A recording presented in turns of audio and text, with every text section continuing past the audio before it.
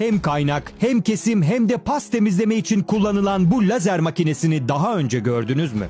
Bacon Fiber lazer makinesi çok fonksiyonlu yapısıyla lazer kaynağı, lazer kesimi ve lazerle pas sökme ve kir temizleme işlemleri yapmanız için özel olarak üretilmiştir. Lazer kaynak makinesi kullanıcısına geniş bir kullanım alanı sağlamakta ve eski tip kaynak yöntemleriyle karşılaştırıldığında kaynak verimliliği çok daha yüksek seviyededir. Bacon Fiber lazer makinesi 1500 watt gücünde olup hafif, kullanımı kolay ve oldukça işlevseldir. Lazer ışınıyla yüksek güçte geleneksel kesim yöntemlerine kıyasla çok daha pürüzsüz ve minimum dezenformasyonla kesim işlemi yapılır. Bu özel lazer makinesini satın almak için bize mesaj atabilirsiniz.